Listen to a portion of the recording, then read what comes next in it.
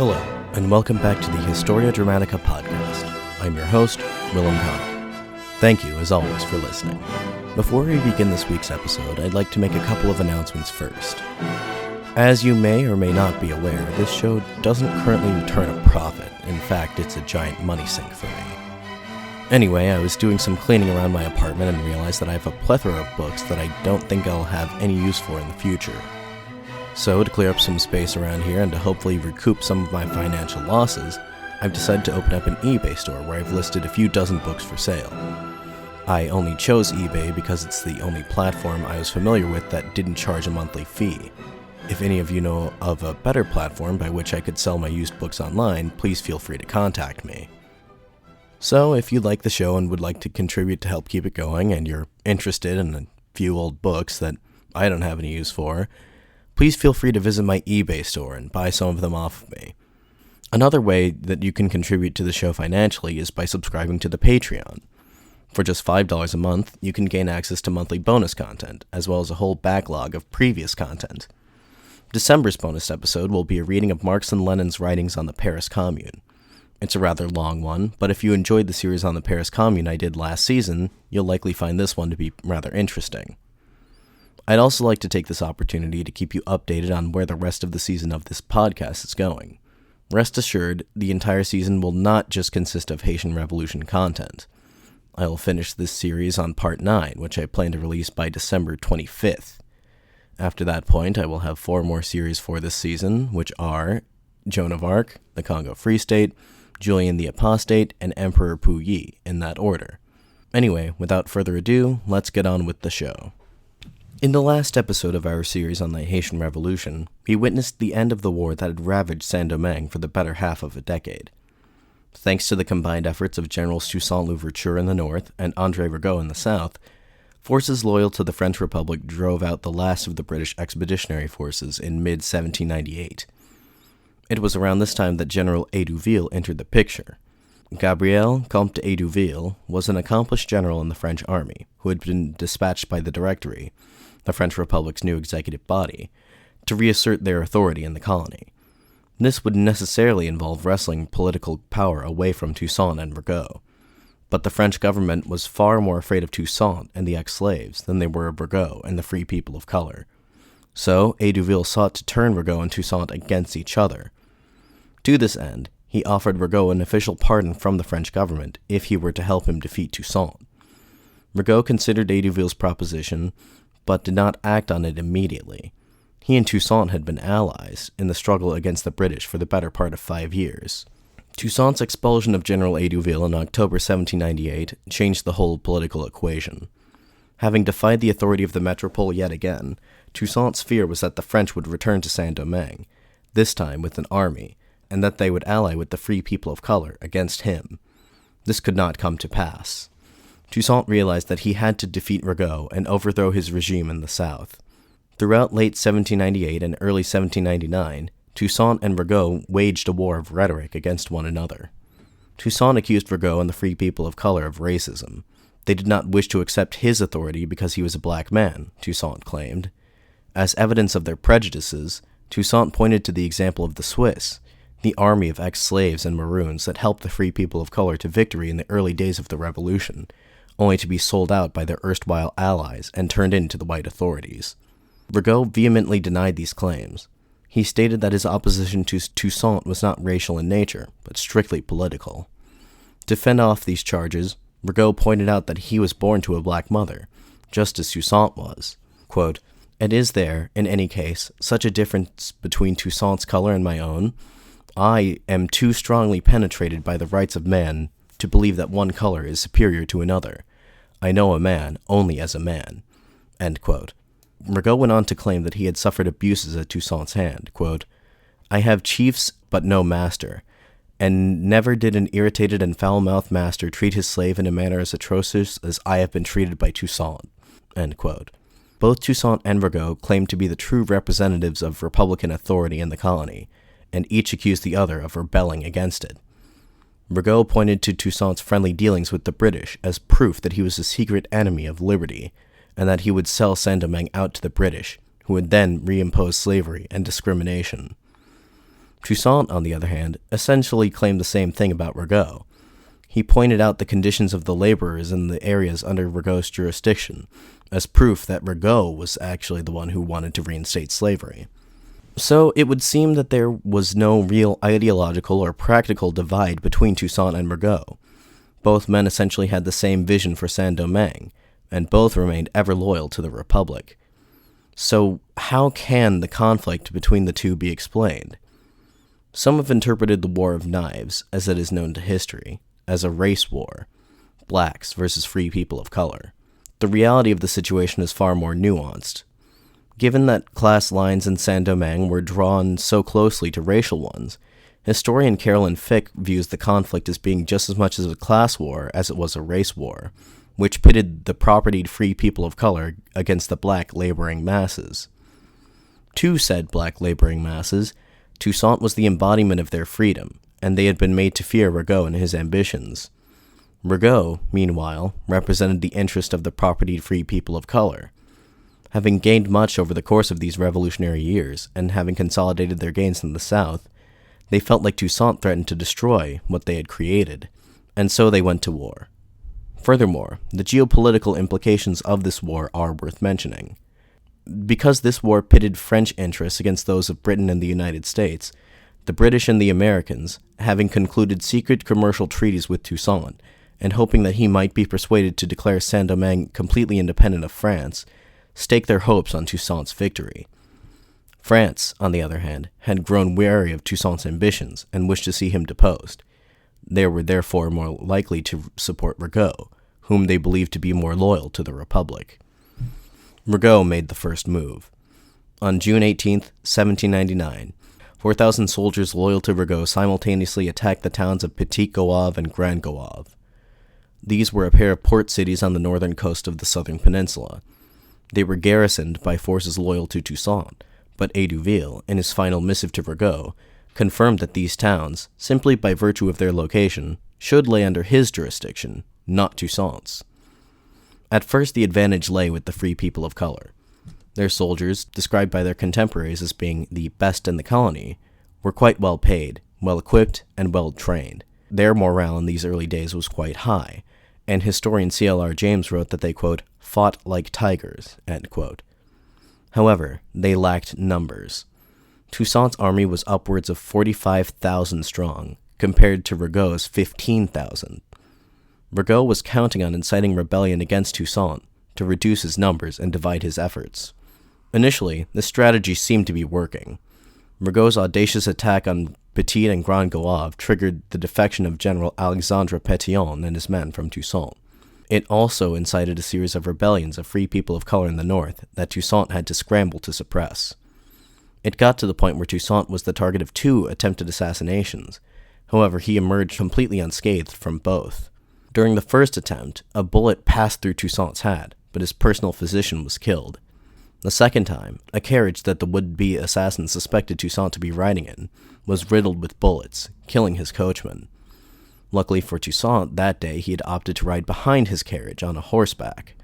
Toussaint responded to this turn of events with uncharacteristic brutality. Anyone even suspected of conspiring against him was summarily executed, and any free person of color was a suspect.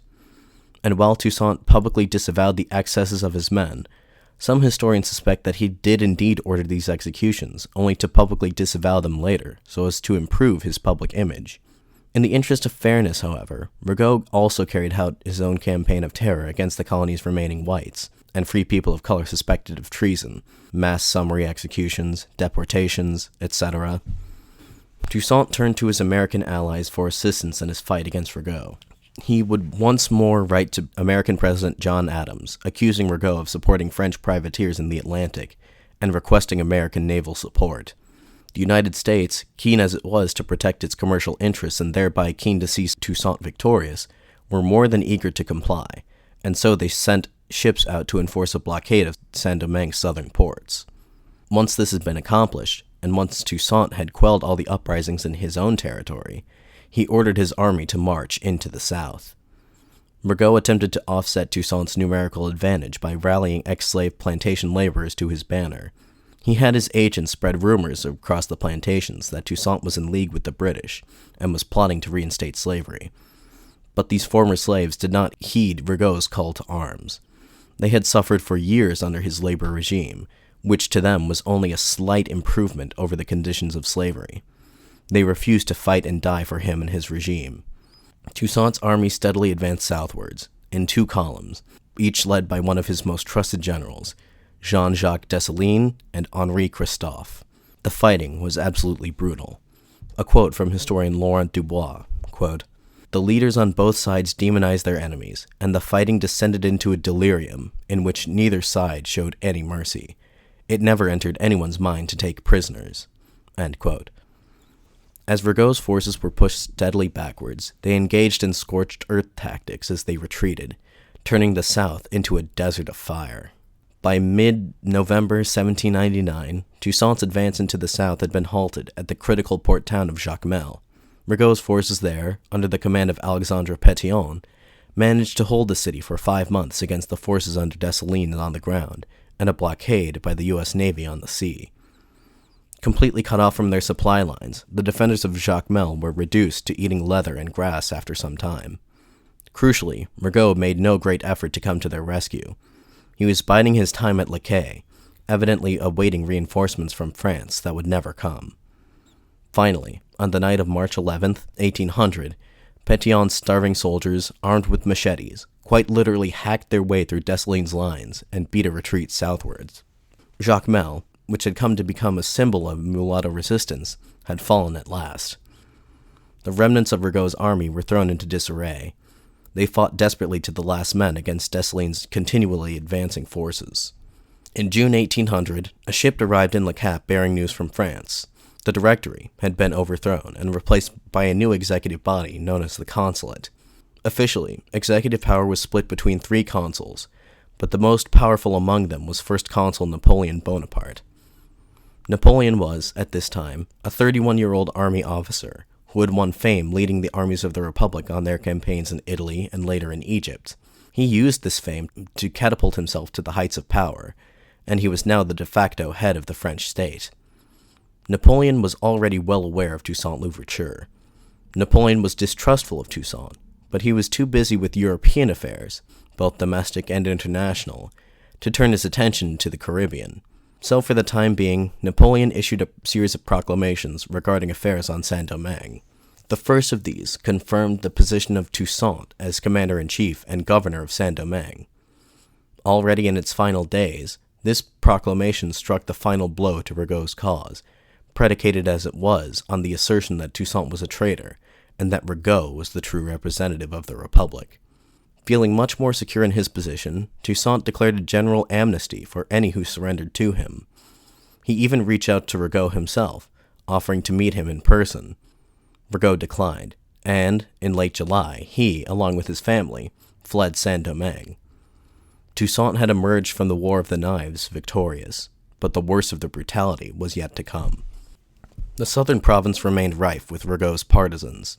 What followed in the weeks following Rigaud's departure were vicious reprisals carried out by Toussaint's men against prisoners of war. This was in spite of the general amnesty proclaimed by Toussaint upon his entry into Rigaud's capital of Le Quay. Some place the blame for these atrocities squarely on Jean-Jacques Dessalines, and while it is true that the men directly under his command were responsible for the bulk of these killings, some historians suspect that Toussaint had privately ordered Dessalines and his other officers to carry out these executions so he could once again publicly deny knowledge of such actions. One anecdote recalls Toussaint reprimanding Dessalines for being overzealous in carrying out his orders, saying, quote, "I told you to prune the tree, not to uproot it," end quote. To which Dessalines is said to have replied, quote, "What do you want? When it rains, everyone outside gets wet," end quote. Toussaint would have had ample cause to order the purge of Rigaud's supporters in the South, especially those in the army. C.L.R. James wrote, quote, "A great bitterness against Toussaint and Dessalines smoldered in the hearts of mulattoes in the South," end quote. Toussaint had to secure his southern flank against a potential French expeditionary force, and so the South had to be purged of the fifth column. It was this exact same thought process that motivated Toussaint to invade and occupy Spanish Santo Domingo. Officially, Spain had ceded their half of the island to France in the 1795 Treaty of Basel. However, seeing as how French Saint-Domingue was already embroiled in a multifaceted internecine conflict at the time, the French were hardly in a position to actually take over the formerly Spanish colony. Now that Toussaint had consolidated his control over French Saint-Domingue, he had ambitions to occupy the whole of the island of Hispaniola, so as to secure his position against a potential French invasion. After all, back in 1796, Edouville had opted to land at the port of Santo Domingo so as to avoid seeing Toussaint in person. Toussaint had the perfect pretext to take over Spanish Santo Domingo. He claimed that the Spanish who had been left in charge of the colony's administration were kidnapping French citizens and selling them off into slavery. He asked Philippe Rose Rome de Saint Laurent for permission to annex the colony. Rome was the Metropolitan official whose duty was to keep tabs on Toussaint's activity and to report it back to the government in Paris. In other words, since Edouville's deposition, Rome had been the last vestige of Metropolitan authority in Saint-Domingue, the last check on Toussaint's power. But Rome's power over Toussaint was nominal at best. Realistically, if he wanted to, Toussaint could have just marched into Santo Domingo regardless, but he took care to get the consul's approval for this action. But Rome would not grant it. His orders from Napoleon were clear. Santo Domingo was to be left alone. In response, Toussaint had his lieutenant and nephew Moise mobilize an angry mob of plantation laborers to converge on Le Cap, threatening to sack the town if Rome did not comply. For 2 weeks, a tense standoff ensued as Rome obstinately refused to approve Toussaint's action, and Le Cap remained in danger of destruction. Eventually, Toussaint met with Rome himself and issued him a threat. If he did not grant his official approval to the invasion of Santo Domingo, Toussaint would regardless invade the former Spanish colony with fire and sword in hand. It would be the end of the whites in that colony, he told Rome. The threats worked, and Rome reluctantly signed off on the invasion of Santo Domingo, although he wrote secretly to the Spanish governor entreating him not to surrender to Toussaint's forces. The letter would have little effect. In late December 1799, Toussaint's forces, led by his lieutenant and adoptive nephew Moise, crossed the border into Spanish territory.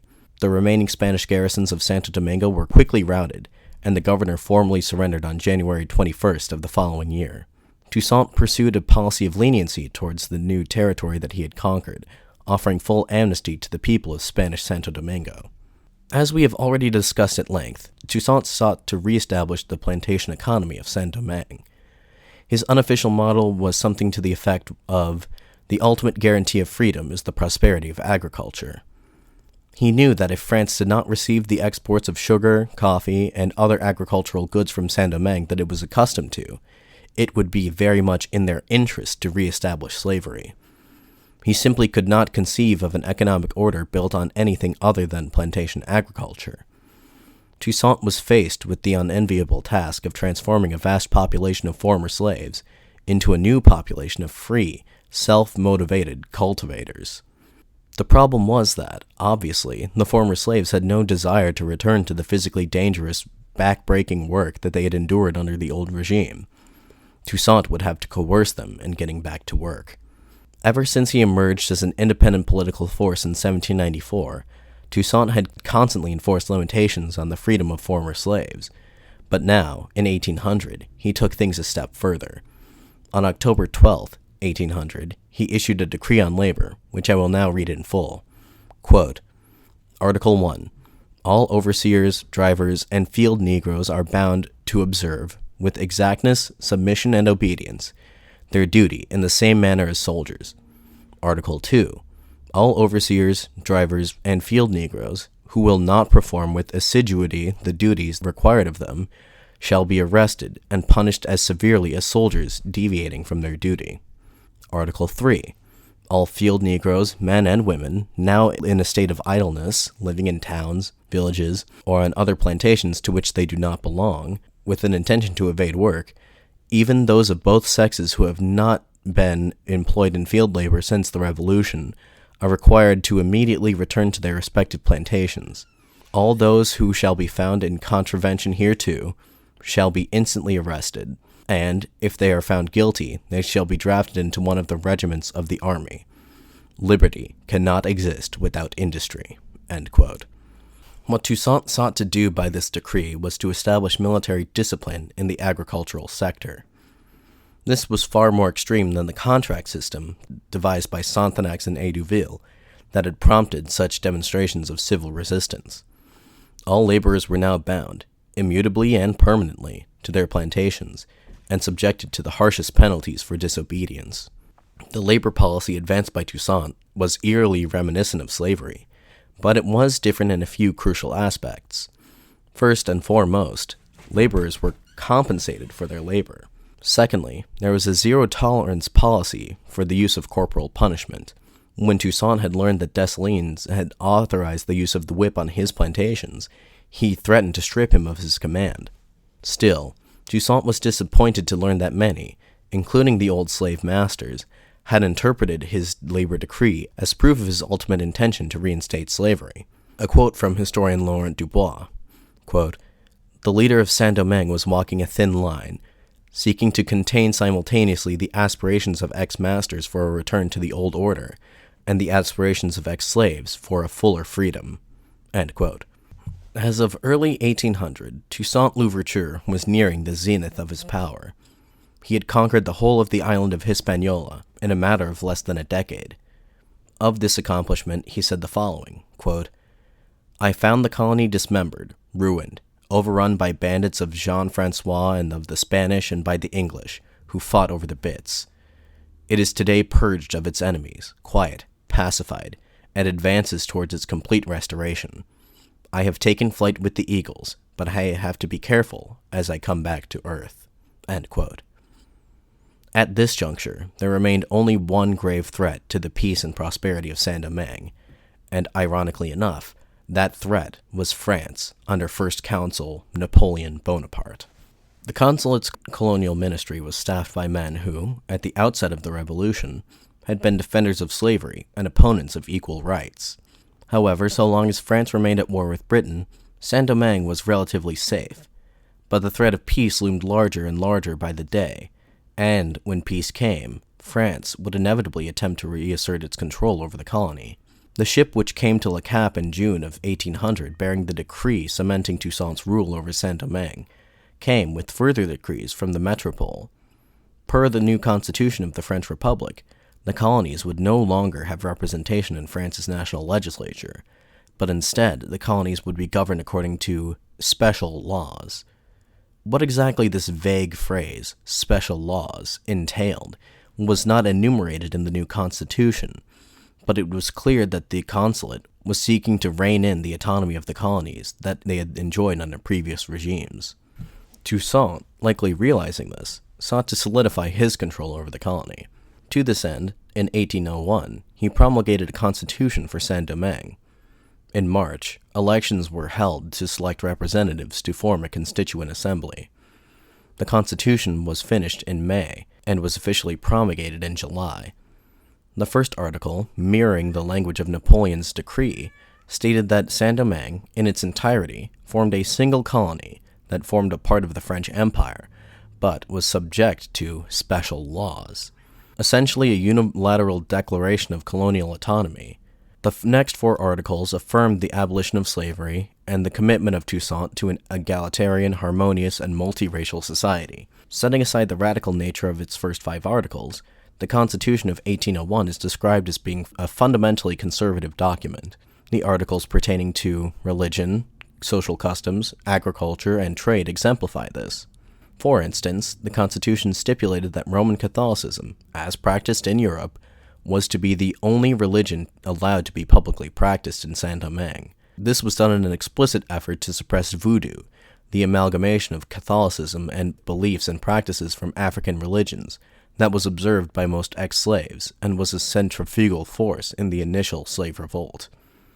Toussaint considered voodoo to be a subversive influence that, quote, spread principles that were absolutely contrary to those of the friends of their country, end quote. The Constitution also upheld the institution of marriage and prohibited divorce in an effort to, quote, spread and maintain social virtue and to encourage and strengthen family ties, end quote. The Constitution also dealt with agriculture in familial and patriarchal terms. Quote, "The plantation is the peaceful refuge of an active and steadfast family, of which the landowner necessarily acts as the father. Each agricultural worker and artisan is a member of the family and shares in its revenues. Any change of domicile by an agricultural worker brings about the ruin of agriculture." End quote. Essentially, this article confirmed Toussaint's labor decree of 1800. The Constitution of 1801 was first and foremost a social contract for Santo Domingue, but it was a document of powerful contradictions. At the same time, it upheld the projects of abolition and emancipation, and ostensibly sought to create a society where the values of liberty, equality, and fraternity were shared by all. As such, it was a powerful refutation of slavery and of the old order. At the same time, however, it delegated burdensome responsibilities onto the former slaves, based entirely on their previous status of slavery. To defend the freedom that they had won, they had to surrender a degree of their freedom to the new order. The remainder of the Constitution of 1801 made provisions for the new administrative structure of this new order. The power of the state was vested in one man, Toussaint L'Ouverture. In fact, the Constitution declared Toussaint as governor for life, with the ability to personally name his successor. As governor for life, Toussaint had the sole enumerated authority to sign and promulgate all laws, to oversee all administrative and military appointments, to collect and to use taxes, to enforce policies regarding labor and trade, and to censor any outside publications that had subversive potential. It was to the French army officer Charles Humbert Marie Vincent that fell the unfortunate task of delivering the new constitution to France to present it to Napoleon. Vincent warned Toussaint that he would view it as being tantamount to a declaration of independence. While the first article of the Constitution did state that Saint-Domingue would remain part of the French Empire, it did not in any way provide the Metropolitan government with any role in the colony's administration. There would be no representative present to check Toussaint's power. The Constitution gave Governor Louverture the responsibility to correspond directly with the Metropolitan government. Vincent begged Toussaint to reconsider his action, saying that he could not get away with withdrawing from France the right to govern Saint-Domingue. But Toussaint would not be so easily swayed. He put his foot down and sent Vincent on his way. Vincent did not give up trying to convince Toussaint that he was making a mistake. As he stayed in Philadelphia, awaiting the ship that would bring him to France, he wrote to Toussaint one last time, warning him. Vincent's concerns were entirely justified. He arrived in France in October 1801 to find, much to his despair, that preparations were already underway for a French invasion of Saint-Domingue. Napoleon Bonaparte, Consul of France, and Toussaint L'Ouverture, Consul of Saint-Domingue, were perhaps destined to clash with one another. While some historians ascribe more complex economic and social rationales to explain the impending conflict between the two men, others tend to interpret it as a simple power struggle between two of the largest personalities of the French Revolutionary period. Their relationship hadn't always been so antagonistic. It is worth remembering that Napoleon reaffirmed Toussaint's authority as governor-in-chief of Saint-Domingue, and thereby assisted him in his war with Andre Rigaud. Napoleon's opinion of Toussaint soured upon learning of his annexation of Spanish Santo Domingo. Although Toussaint was well within his rights to do this, Napoleon had not authorized it, and therefore he perceived it as a slight towards his authority. For some time afterwards, Napoleon had been lobbied by members of his government to take some form of action against Toussaint, claiming that he was rebelling against French authority. Napoleon was already fairly suspicious of Toussaint's true motives, and upon receiving a copy of his Constitution of 1801, he reportedly became indignant. He immediately gave orders to expedite the preparations that were already being made for the expedition to Saint-Domingue. Vincent did his very best to dissuade Napoleon from this course of action. He attempted to argue that the Constitution of 1801 was not in fact tantamount to treason, to which Napoleon rebutted that Toussaint was nothing more than a British puppet. Vincent defended Toussaint against this scurrilous charge quite eloquently. Quote, "At the head of so many resources is a man the most active and tireless of whom one can possibly have any idea. It is the strictest truth to say that he is everywhere, and above all, in that spot where a sound judgment and danger make it essential for him to be. His great sobriety, the faculty accorded to him alone of never taking a rest, the advantages he enjoys of being able to start at once with the work of office after wearisome journeys, of replying to 100 letters a day and tiring out his secretaries. More than that, the art of tantalizing and confusing everybody, even to deceit. All this makes him a man so superior to all around him that respect and submission reach the limits of fanaticism in a vast number of heads. He has imposed on his brothers in Saint Domingue a power without bounds. He is the absolute master of the island, and nothing can counteract his wishes, whatever they may be, although some distinguished men, but very few blacks among them, know what his plans are and view them with great fear." End quote. But this time Napoleon would hear none of it. He cursed Toussaint's name, calling him nothing more than a rebellious slave. He accused Vincent of cowardice, and C.L.R. James claims that he was so angry at Vincent that he had him exiled to the island of Elba. But did it have to end this way? Napoleon was a pragmatic man. Even as late as November 1801, as preparations were beginning their final stages, Napoleon was still considering an alternative. The ongoing war with Britain made the prospect of shipping an expeditionary force across the Atlantic to be a risky one. Peace negotiations with Great Britain had been underway since the summer of that year, but they were slow going. In the event that he was forced to delay the expedition for much longer, he strongly considered the possibility that he might have to call it off, and simply recognize Toussaint's authority so as to ally with him against the British. It might have been very much in France's best interest to do this. Sure, they stood to lose their direct control over the colony, and potentially they would miss out on some of the massive revenue that it was capable of generating. On the other hand, Napoleon recognized the fact that free labor was potentially more productive than slavery. Rather than having to face off against Toussaint and his formidable army, the French could ally with them against the British. Just as supporting the project of abolition and emancipation had, in 1794, saved the French Republican cause in Saint Domingue, France could once more lend its support to this project and wield it as a powerful weapon in its struggle against Great Britain. France could turn the armies of Toussaint against their enemies in the Caribbean and throughout the Americas.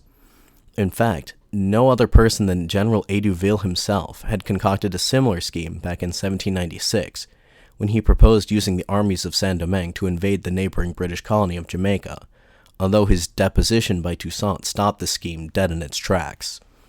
Napoleon's foreign minister, Charles Maurice de Talleyrand-Périgord, was a proponent of such a strategy.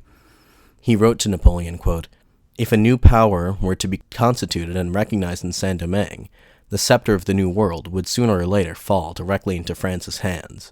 The consequences for Britain would be incalculable." End quote. Talleyrand envisioned Toussaint L'Ouverture leading his armies in a conquest of British holdings in the Caribbean, potentially going on to take over Spanish colonies in America, and perhaps even growing powerful enough to take on the United States. The prospect of dealing such a blow to France's most powerful adversary must have been tantalizing to Napoleon. However, a preliminary peace agreement between France and Britain was drawn up in September, and negotiations for a final treaty were to begin a month later.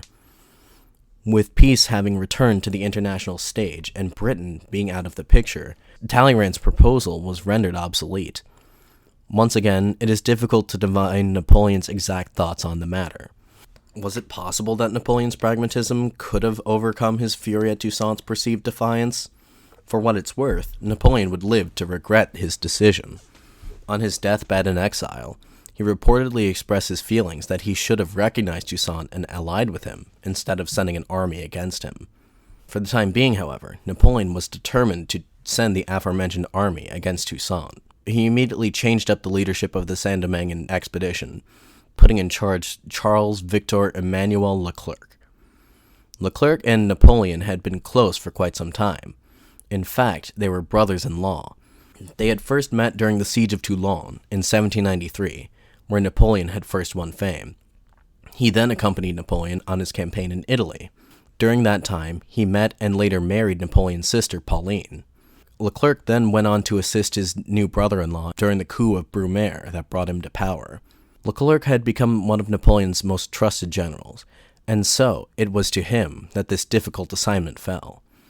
Napoleon issued detailed instructions to Leclerc as to how exactly he was to depose Toussaint. Leclerc was to first make his landing at Spanish Santo Domingo and rally support among the Spanish colonists who remained there. Once that had been accomplished, he was to cross the border onto the French side of the island and incite the free people of color to rise up against Toussaint's regime. He would be assisted in this effort by Andre Rigaud and Alexandre Pétion, the general who had defected from Toussaint's army and held the town of Jacobins for 5 months. Napoleon hoped that these rebellions would put enough pressure on Toussaint that would force him to open negotiations. If Toussaint and his generals agreed to surrender their authority to Leclerc, they would be offered a comfortable life in exile in France. If they did not comply, they were to be declared traitors to the Republic and were to be eliminated with extreme prejudice. The top priority for Leclerc was the liquidation of the black officer class. In a coordinated effort, anyone who had ever held a military command under Toussaint's regime, quote, no matter of their color, whatever their habits, their patriotism, or their services rendered to the Republic, end quote, were to be arrested and deported. Napoleon reportedly ordered Leclerc to, quote, not leave a single epaulet on the shoulder of any black in that colony, end quote. But once Toussaint and his generals had been dealt with, what was to be the fate of Saint-Domingue? A far more pointed question is, what were the plans of the French regarding slavery? Was Napoleon planning on restoring slavery from the outset of the expedition? These are very difficult questions to answer, and historians are divided on the subject. In his initial instructions to General Leclerc, Napoleon wrote the following, quote, my policy is to govern men in the way that most of them wish to be governed, as it is the best way to recognize the sovereignty of a people. It was by making myself Catholic that I ended the war in the Vendée, in making myself a Muslim that I established myself in Egypt. Were I to govern a Jewish people, I would rebuild the Temple of Solomon.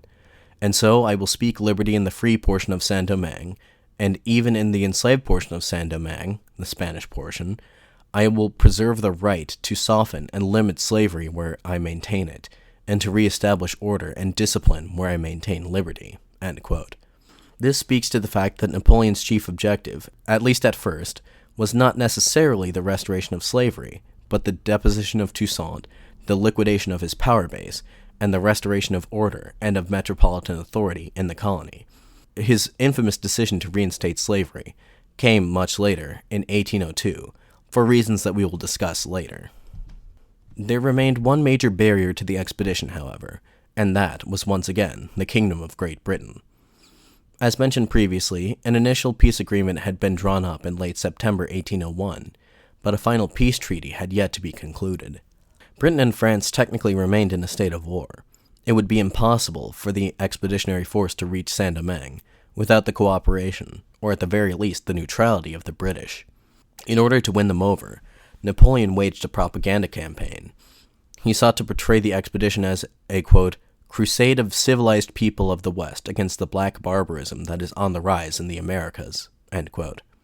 He had Foreign Minister Talleyrand take up private correspondence with the British government. In these letters, Talleyrand made the case that the objectives of the expedition were in the mutual interests of both countries, as the existence of an independent black republic posed an existential threat to the European colonial system as a whole. The British, in spite of their previous dealings with Toussaint, concurred. The Royal Navy agreed to stand down, and allowed the French fleet passage across the Atlantic. Meanwhile, in Saint-Domingue, a rebellion broke out in October 1801 that cast a pall over the final days of Toussaint's rule. The ringleader of this revolt was none other than Moïse, Toussaint's adoptive nephew, and one of his most popular and closely trusted generals. Moïse was, just as Toussaint, from the Breda plantation, and he had been by his side from the earliest days of the slave revolt. C.L.R. James described Moïse as, quote, a bonny lad, a dashing soldier, fond of women, the most popular soldier in the army, beloved by the blacks of the North for his ardent championship of them against the whites, end quote. As James suggested, Moïse had a deep and abiding hatred of the whites, much more than Toussaint's other generals. Upon the expulsion of General Edouville in 1798, Moïse was quoted as saying the following to his white secretary, quote, the French in this land are no good, and they are the only ones in our way. If it were in my power, I would soon be rid of them. You have to finish what you start. I shall only love them when they give me back the eye that they took from me in battle." End quote. It has been suggested that the origins of Moïse's animus towards the whites was the fact that he, while he was a slave, was treated far more roughly than Toussaint or Dessalines. Moïse had been appointed by Toussaint as the agricultural inspector of the northern province, which is to say that he was in charge of enforcing Toussaint's labor laws. Moïse found his task to be nearly impossible. He believed that Toussaint's labor laws were far too draconian, too restrictive of the freedom that the former slaves had won for themselves. Most egregious of all, many plantation laborers were working under their former white masters. This, to Moïse, was simply unacceptable. And what was it all for? To grow cash crops to appease the whites back in France. Moïse therefore refused to enforce the labor laws to the full extent that Toussaint desired. Agricultural productivity in the northern province suffered as a result. When Toussaint criticized him for this, Moïse responded, quote, "In spite of my uncle's orders, I cannot resolve myself to become the executioner of my own race." End quote. On October 22nd, a revolt broke out across the northern plain, specifically in the very same districts where the slave revolt of 1791 had begun. This rebellion was evidently well planned, as the rebels chose to stage their uprising on a night that Toussaint was away from his stronghold of Le Cap, attending the wedding of Dessalines in the western province. Agricultural laborers across the northern plain carried out a massacre of any whites they came across, killing about 300 in the process. The revolt would have seized Le Cap itself had it not been for the timely action of the commander of the city's garrison, Andre Rigaud, who caught wind of the conspiracy and suppressed it before it could come to fruition. Toussaint responded as quickly as possible, dispatching the newlywed Dessalines northward to crush the rebellion with his characteristic brutality. Dessalines took no prisoners. When he came across a plantation where any white person had been killed, Dessalines had this entire workforce summarily executed. Henri Christophe handled matters more delicately, and he was able to convince the rebellious laborers who surrounded the city to return to their plantations. Toussaint instantly suspected Moïse of instigating this rebellion. He summoned his adoptive nephew before him and demanded that he explain himself.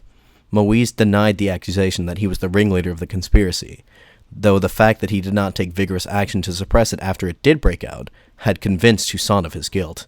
In late November 1801, Moïse, along with those associated with him, secretaries, junior officers, etc., were all executed. The sources indicate that Moïse died bravely, staring down the firing squad and ordering them to open fire on him. The extent of Moïse's guilt is yet another matter of historical controversy. Toussaint had Moïse executed without trial, and he left behind no documents that might have shed any light on the situation. Regardless of whether he had played an active role in organizing the uprising, the important thing was that the rebels believed that Moïse was on their side. The rebels in some districts used rallying cries of, "Moïse is with us, long live Moïse." Their unstated objective was to overthrow Toussaint and install his nephew in his place. They were perhaps motivated by the belief that Toussaint not only no longer represented their interests, but that he was preparing to go so far as to reinstate slavery. They had been forced to return to slave-like labor conditions by Toussaint. They might have also heard of Toussaint's scheme to combat the labor shortage by purchasing slaves from Africa, and, while technically freeing them, also putting them to work on the plantations. Add to that Toussaint's friendly disposition towards the former white masters, and the ex-slaves would have had ample reason to believe the rumors that were circulating about Toussaint's ultimate goals. The laboring masses had come to believe that Moïse better represented their interests, so ultimately, whether Moïse was directly involved in the uprising or not was immaterial. It was a manifestation of the discontent of the laboring masses against Toussaint's regime. Toussaint was clearly shaken by the betrayal of one of his closest confidants. Those close to him said that they had never seen the man in such a state of constant agitation and paranoia. The period immediately following Moïse's rebellion saw Toussaint's most authoritarian tendencies rise to the surface. On November 25th, he issued a stern proclamation in which he derided the memory of Moïse and reprimanded his citizens. Quote, "Since the revolution, I have done everything in my power to bring back happiness to my country and ensure the freedom of my fellow citizens. Forced to fight the interior and exterior enemies of the French Republic, I have made war with courage, honor, and loyalty. I have always and energetically urged our soldiers' subordination, discipline, and obedience, without which there can be no army. It is created to protect freedom, the security of persons and property, and all its members must never lose sight of its honorable purpose. Officers must set a good example as a lesson to their men. Such is the language I used with General Moïse for 10 years in all of our conversations. These are the principles and feelings that I put into 1,000 of my letters. At every opportunity I sought to explain to him the holy maxims of our faith, and prove that man is nothing without the power and the will of God. Instead of listening to the advice of a father, and obeying the orders of a leader dedicated to the well-being of the colony, he wanted only to be ruled by his passions and his fatal inclinations. He has met with a wretched end." End quote. Toussaint went on in this decree to chide the citizenry at large, placing the blame for the insurrection on a lack of moral values, and exclaiming, quote, "It is true that Moïse was the driving force behind the recent conspiracy, but he never would have been able to carry out his dastardly enterprise without assistance such as these." End quote. Toussaint ended the proclamation by decreeing that any individual convicted of making seditious comments would be tried by a military tribunal and punished as the law prescribes. Toussaint believed the root cause of Moïse's rebellion was an endemic libertinage amongst the people. He is quoted as saying that, quote, "Idleness is the source of all disorders. Perverse men have declared that liberty is the right to remain idle, to do bad with impunity, to disdain laws, and to follow only their whims." End quote. In order to combat this issue, Toussaint placed even more stringent restrictions on the freedom of plantation workers. He even went so far as to threaten administrators and officers who, like Moïse, failed to enforce these laws to a satisfactory degree with execution. A passport system was introduced that severely restricted even internal travel within Saint Domingue. Anyone without the proper documentation was liable to be imprisoned or deported. To Toussaint's credit, however, authors sympathetic to him are very keen to point out that these authoritarian measures produced results. In 1801, coffee exports had risen to 2/3 of their level in 1789, just 1 year before the outbreak of revolution. Sugar exports were at 1/3 of their level in the same year. Toussaint's aim in building up the plantation economy was always the appeasement of the Metropolitan government. But Toussaint was not naive. He knew that the threat of invasion from France was ever present. Not once did he let his guard down. It was his constant fear of French intervention that motivated his decision to defy Consul Bonaparte's orders and to annex Spanish Santo Domingo. Toussaint drilled his army relentlessly and sought to establish the same level of discipline on the plantations. He continually drew up new recruits for the army, to the point where he had almost 30,000 regular troops and an additional 10,000 local militiamen by early 1802. To arm these men, he purchased some 30,000 firearms from American merchants. While reviewing his troops, he would occasionally take a rifle from one of the men, raise it aloft, and proclaim, quote, "Here is your liberty," end quote. In order to prepare for an invasion, he took care to build up fortifications in strategic areas, and he hid caches of weapons and ammunition throughout the countryside.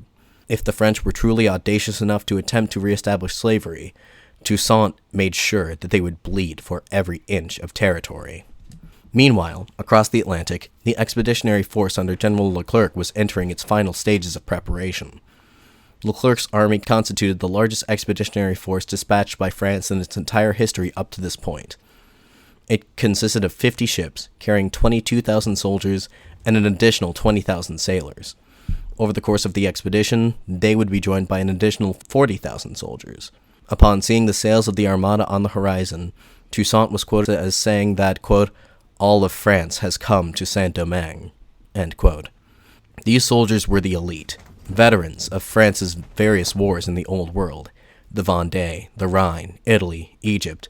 These men had seen it all.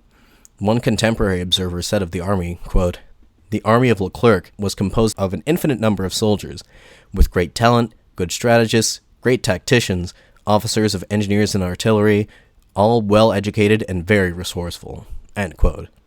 Few of these men could have any idea of the horrible fates that awaited them in Saint-Domingue.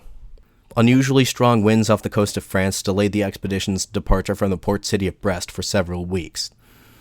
The French Armada finally departed on December 14th, 1801, and the first of the French forces made landfall in eastern Santo Domingo on January 29th of the following year. The War of Haitian Independence had begun. It would take 2 years and tens of thousands of casualties on both sides for it to be brought to an end. this next part of the story, you'll have to tune in again in 2 weeks for the next episode. In the meantime, if you have any questions, comments, concerns, or anything else of the like, you can always email me at historiadramaticapod@gmail.com.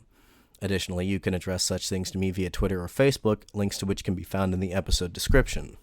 Also in this episode's description will be links to the eBay store and the Patreon. If you like the show and would like to help keep it running, please consider supporting the show financially in either of these two ways. In any event, this has been the Historia Dramatica podcast. Thank you very much for listening. I'm your host, Willem Connor, signing off.